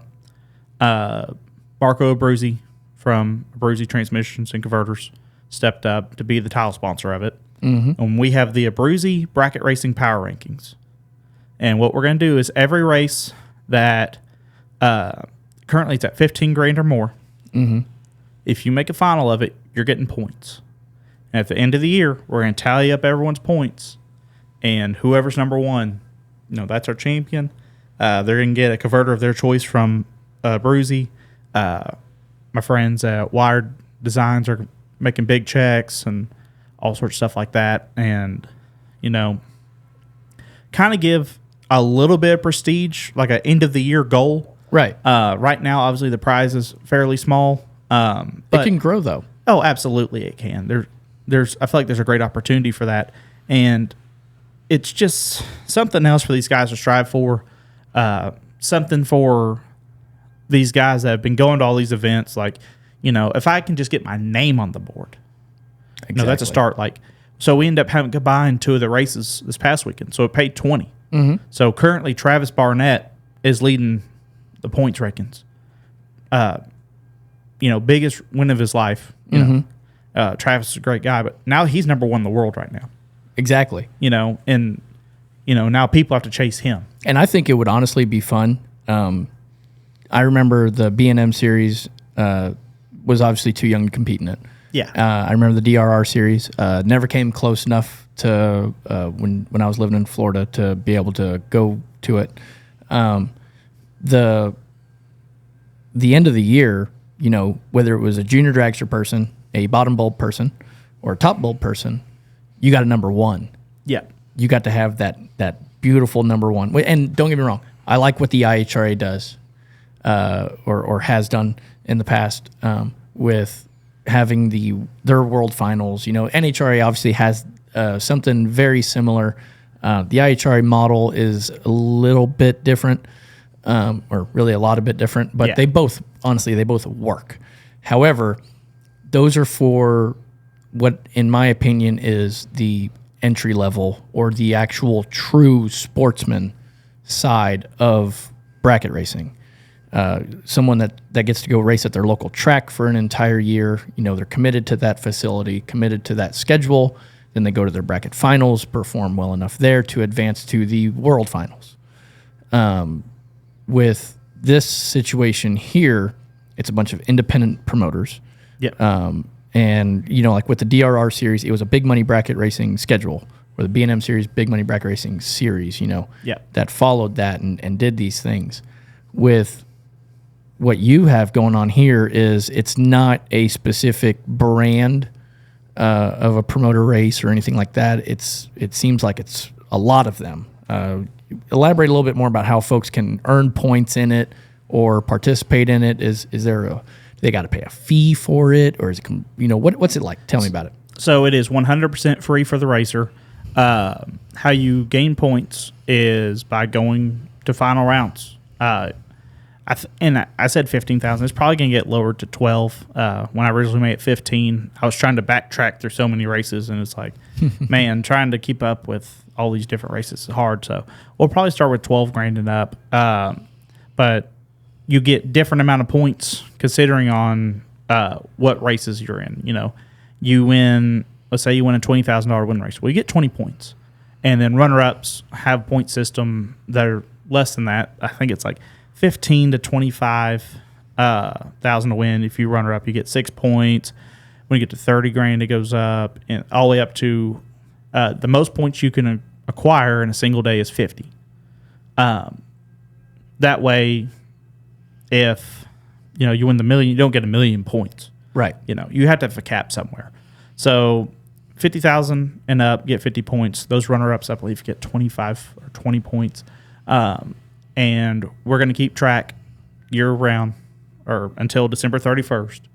And January 1, we will have a champion. I would, honestly, I hope that this thing grows. Not because it would necessarily be a saving grace or anything like that, but it would be a true title.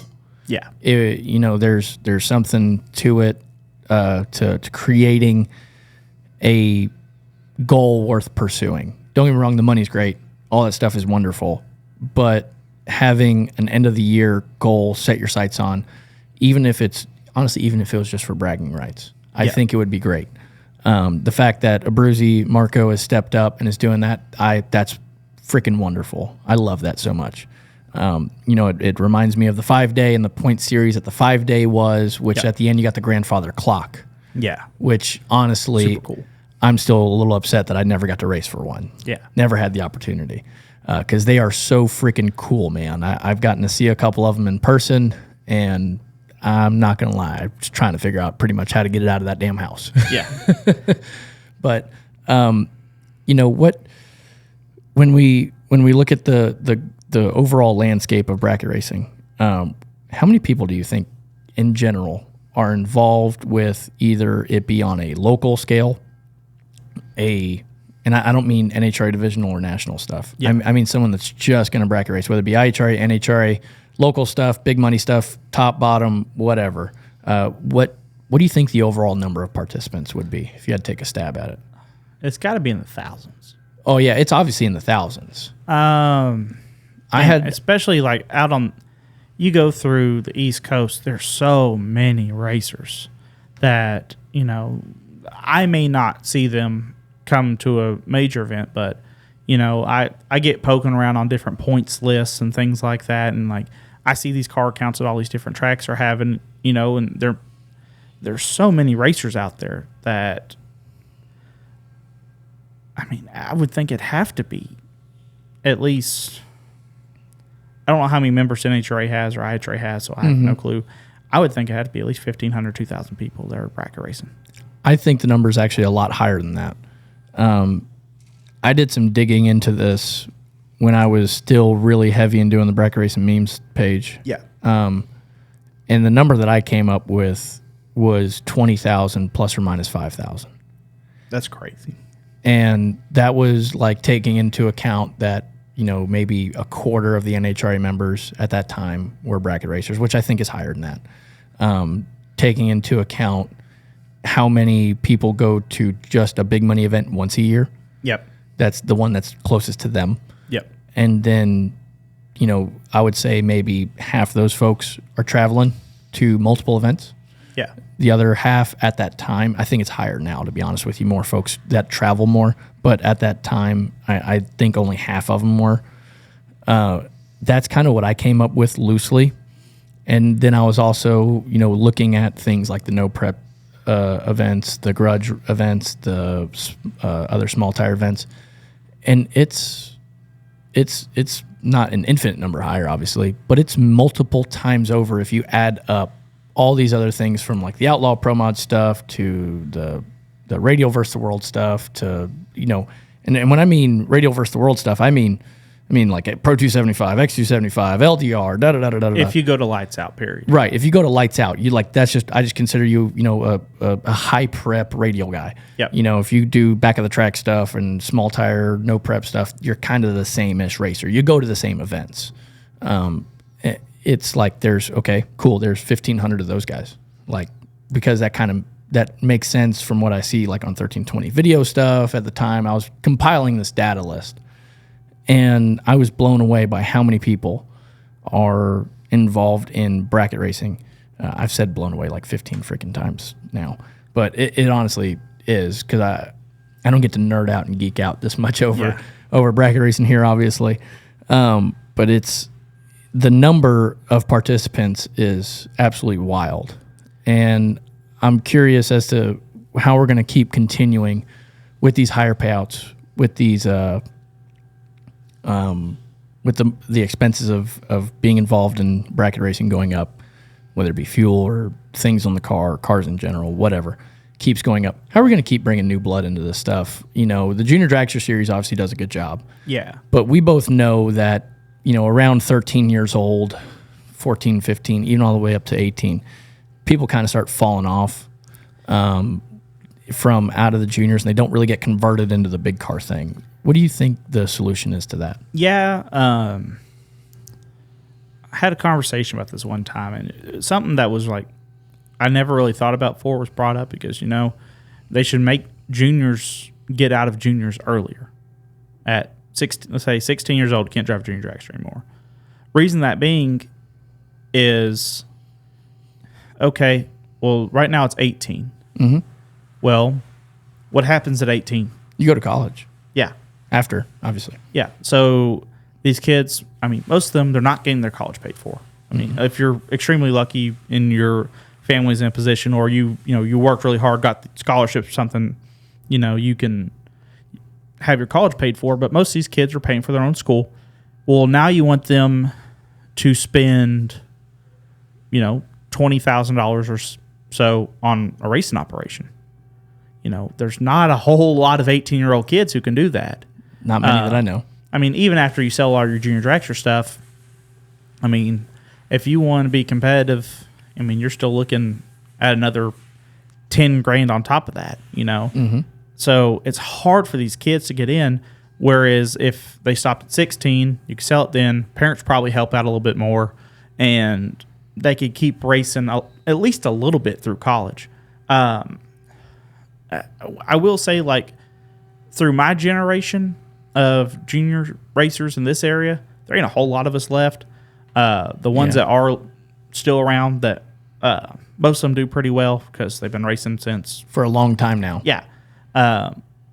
But I can think of some were then kids that are now adults that were, they were pretty competitive back in the day, and they just either never got into it or they raced for a little bit, and then they're like, well, I got this, I can go to college and I can go hang out with all my buddies over there, and it doesn't really cost me anything. Maybe pay someone to get me a case of beer or something. Right. But it was harder then. I've seen now more of the junior kids coming over. The parents are like much more invested in the still racing with their kids and things like that. And then I've also seen kids, they get out, they go to college for a little bit, and then they come back. Rocky McLean's a good example of that. Was one of the best junior dragster racers in the area. Went to North Texas. Didn't hear from him. I thought he was done, and then he comes back, and he's been very, very competitive. Yeah, and now he's got a new hot rod on the way. So, very nice. Which he's one of the people we were talking about earlier that have a YouTube channel. People come follow him on YouTube. I think it's like The Rock Racing or Motorsports or something. I can't remember right now. But he does a really good job with that as well. I feel like where we're going to have to go with it if we want to get new blood in is definitely the higher end performance streetcar market. Okay. That I know y'all do a lot of business with here at Frankenstein. There's so many of these kids that's what they're into because that's what production cars are now. Mm-hmm. A normal production car doesn't have a carburetor. Nope. You don't tune it with wrenches. You tune it with a computer. Yep. And that is so foreign to the average bracket racer unless you have like a grid or a race pack or something like that. But even then, you still have a carburetor that you're working on. And that's still new technology, man. Like that's still the latest thing. Like the grid came out, I don't know how many years ago, but that's it. Now Fuel Tech has come out. Yeah. And they have, bracket racing specific type systems that can function with or without a carburetor.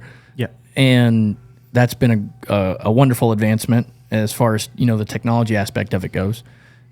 And sure, it would appeal to a lot of the people that maybe work or that have, go fast street cars, as I like to call them. What I've learned working here, being a bracket racer, coming over here totally ignorant to the streetcar side of this industry, is that the majority of people that get into the go fast streetcar stuff, whether it be that they have a ZL1 Camaro or a Mustang or a Hellcat, whatever it is, this is in their family's history the first time that they've ever gotten involved with modifying a vehicle. Correct. Period. And I'll never forget what Jeff Turk told me. He says the evolution for someone getting into cars is they first pick out a car that they think is the coolest. Then they make it look good, whether that be with, wheels or whatever. Then they make it sound good with an exhaust system. Then they make it go fast. And that's a multiple year process, right? Yeah. And if that's the process, it's 50 years before they ever become, get into something like bracket racing. Yeah. And, some of the things that I agree with you on, looking at what Justin Keith and them have done over at Streetcar Takeover is very interesting as far as getting people to the racetrack with these go fast race cars to actually compete. Because otherwise they'd be there to do a test and tune event. Correct. And I think that there's some, like what kind of what we were talking about at lunch, there's some sort of blend. There's got to be a point where all these things cross together. And I'd be interested to see if that's possible and seeing how, if people are going to explore that, what it would look like. Yeah, I feel like the one thing that we can always count on is us as people, primarily men, we're naturally competitive. Exactly. So you're never going to have two guys that have spent, X amount of dollars on these cars that are pretty similar, that inside them they don't go, I'm better than this guy over here. Right. Like, we're always going to have that. I don't care how you're racing, what class, we're always going to have that. Whether you're going straight in circles, left and right, whatever. Yeah. I mean, I put it this way, I'm not in the top 500 bracket racers in America. But I have never gone to a racetrack and looked over at who I was racing and didn't think I could kick their ass. Exactly. That's just what's ingrained in the average racer. Now we have this new generation of now potential racers that have come in, and they have a wildly different hot rod than what we've been accustomed to. And there's, you still got some old heads that are so against, the fuel injection and, they want everyone to run a Holley 750 on av gas and, they want everyone to have a MSD 7AL2 or 3 and, shift it by hand and, that's just not where motorsports as a whole is headed. No. These cars are going to be what this generation remembers 50, 60 years from now. That's going to be, like, for me, like, that's like the first gen Camaro and the Chevy too. Like, I love those cars. Absolutely. 50, 60 years from now, this group is still going to remember their 2015, 2018 Camaro or Mustang or Challenger or whatever it may be. With the same fondness. Yeah. And they're going to be like, that was so awesome. I wish I'd have never sold it. They're going to have that kind of story. Telling their kids about this time when they took it here and beat that guy or whatever it is. Yeah. When their kids are driving around their Tesla 7000 that floats and they're like, we should drive on the ground. Yeah, we used to drive down there. Yeah. And it's like, we used to burn gasoline that would catch on fire, which I still think is, in my personal opinion, is going to keep moving forward. But yeah. Yeah. But just, we have to be accepting of these new people because they're out there. Absolutely. And I've seen a select number of them at local tracks. And I hope I get, a variety of them that show up to the Motorplex this year. But we have to welcome those people and treat them as if, going back to earlier, like they're already a part of our racing family. And when they have questions, you're not a dick to these people and you answer them as honestly as you possibly can. And you tell them, if they ask you, what is, like, I got there first, how did I lose? And you explain to them how the breakout works. And you explain to them, they need to have people to talk to and kind of guide with them. And I feel like if we can get that group to the racetrack, which, like I said, it may be 5, 10, 15 years till you can get a mass amount of them there. But those cars and those people are what's going to keep this alive longer. I agree. Because I feel like at some point there's going to come a time where, people aren't going to want to buy carburetors anymore. They're not going to want to, buy, they don't want to work with their hands. I mean, I'm naturally lazy. I'll say that. I just know this generation, like, that's so outdated technology to them that eventually people in our age range are going to age out and these people are going to take over, and that's what we're going to have. And you're not wrong. The proof is in the pudding. Like here, a lot of our business model is working with places that I had no idea existed called install shops. You were talking about one of them earlier at A20 Performance. Yeah.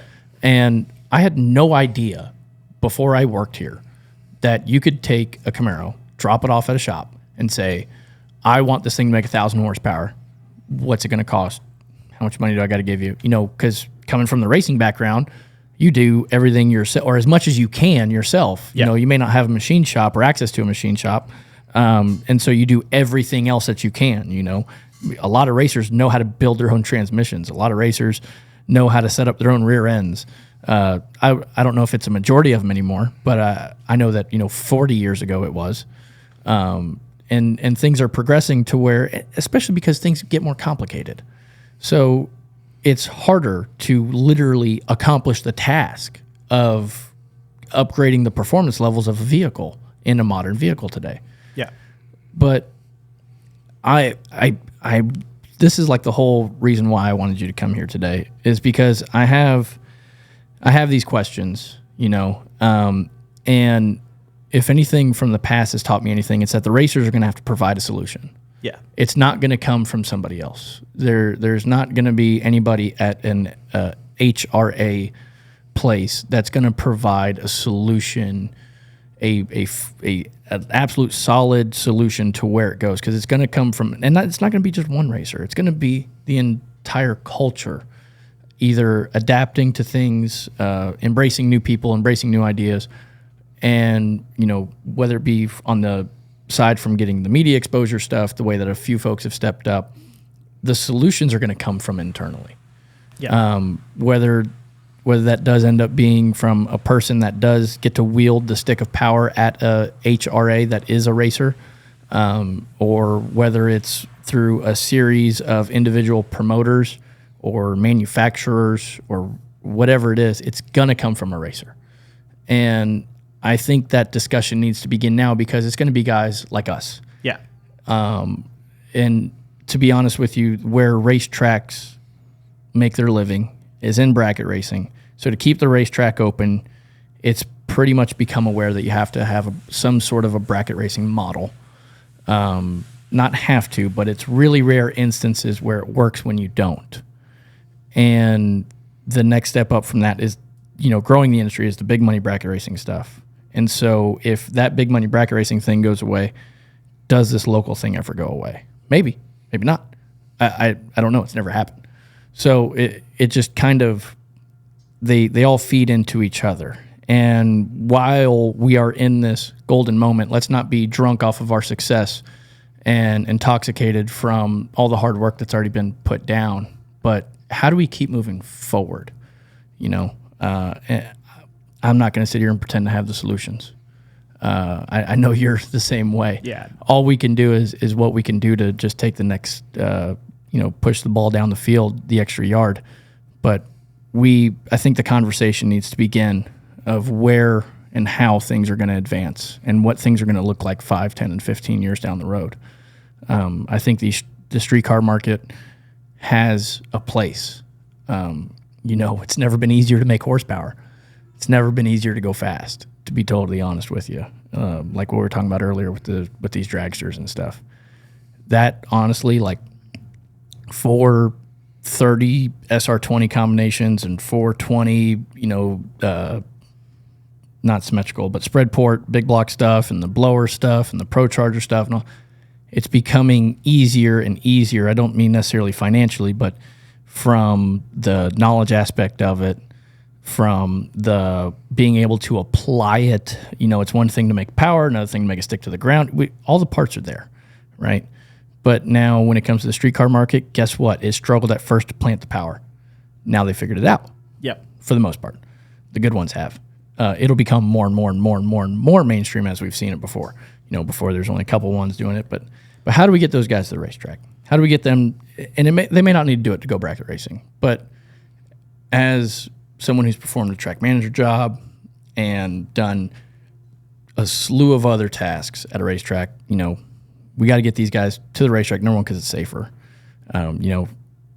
Street racing stuff, I don't have anything against it myself, but it is obviously not safe. Racing in general is not safe. They make you wear a helmet for a freaking reason. Correct.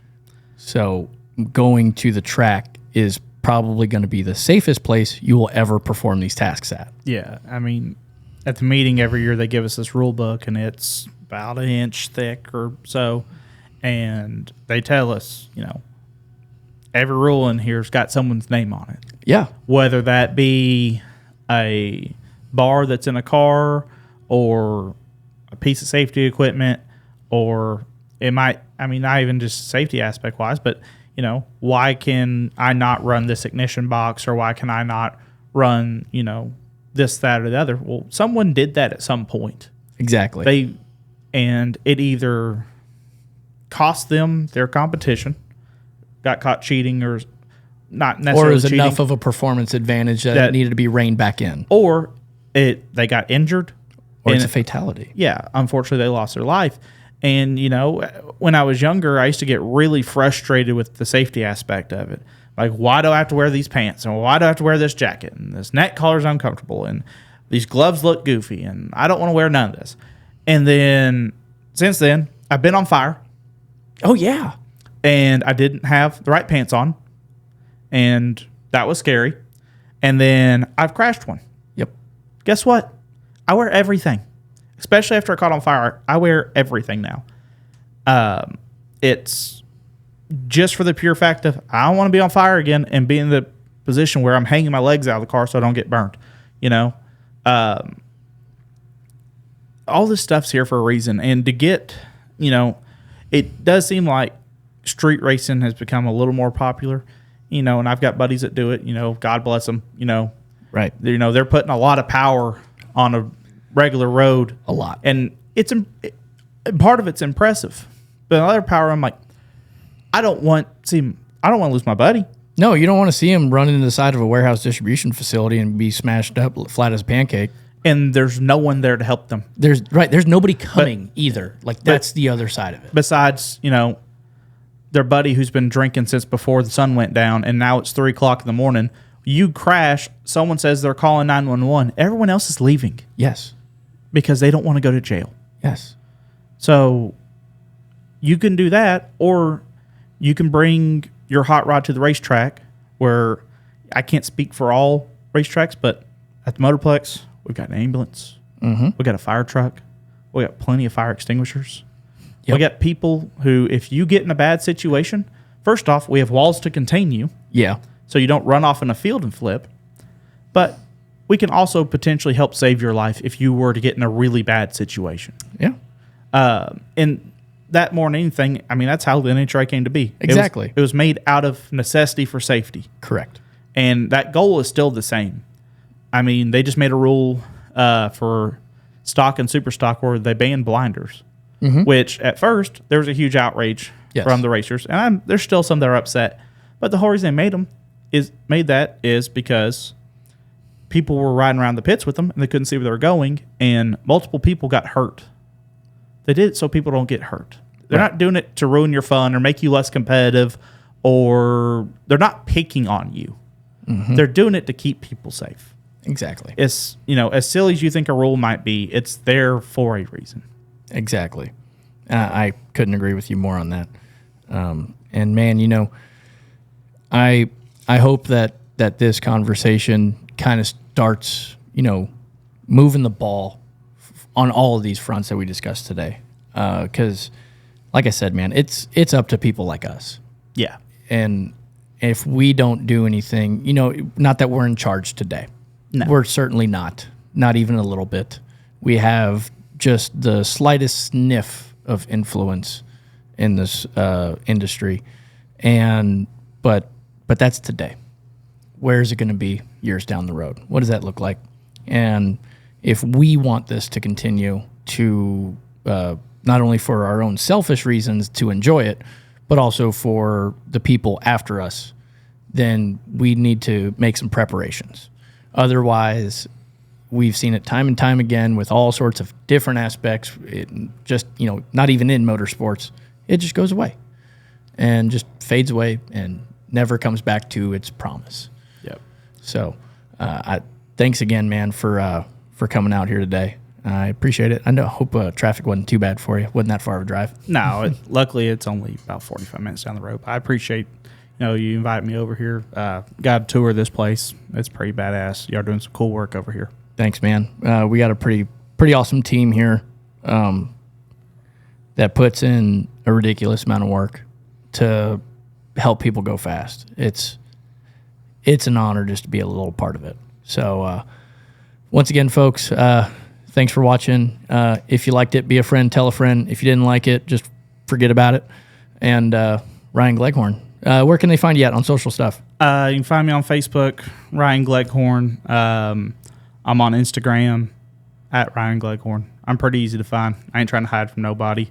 You can follow all of our Texas Motorplex bracket stuff at Texas Motorplex Bracket Racing. It's a group. Yep. If you're interested, add it. If it don't add you in like a day or two, just message me on Facebook. I'll get you in there. You can learn anything you want to need. If you're interested in bracket racing, reach out to me. You can look out for our event, the Spring Stampede, powered by the Hose Connection, either through my social media or Flickr Promotions. And yeah, that's all our social media stuff. All right, bud. Well, good deal, man. Thank you again. Thanks, sir.